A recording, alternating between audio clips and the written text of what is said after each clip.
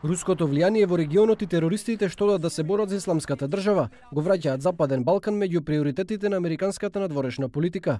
Во синоќешното обраќање пред Комитетот за надворешни работи на Конгресот, заменик помошникот државен секретар Хојт Ји оцени дека денес повеќе од било кога во последните 25 години визијата на Вашингтон за Западен Балкан како дел од цела слободна и мирна Европа, во која имаат инвестирано над $7 милиарди, е во опасност.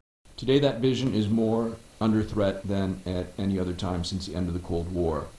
Russia's aggression in Ukraine and ISIL's reign of terror in Syria and Iraq have underlined the geostrategic importance of a strong, stable Europe, including in the Western Balkans. In this new context, our work with Balkan partners to create a space for free markets and free peoples is more important than ever.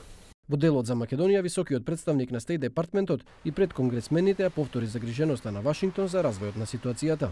We are urging the government to address the leaked information in a way that demonstrates its commitment to Euro-Atlantic principles.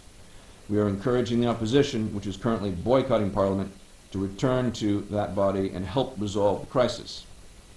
We're also concerned about a growing divide between the ethnic Macedonian majority and ethnic Albanian minority communities.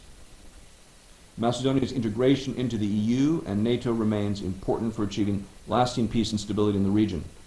With a new government in Athens, we continue to urge both sides to arrive at a mutually acceptable solution to the so-called name issue, which has blocked the country's Euro-Atlantic prospects. Ји е единствениот висок представник на западните земји кој имаше средба со премиерот Груевски во владата по ескалирањето на кризата. По средбата побара одговорност од засегнатите функционери, пошто следе отворените барања за оставки што ги упати амбасадорите на САД и Германија.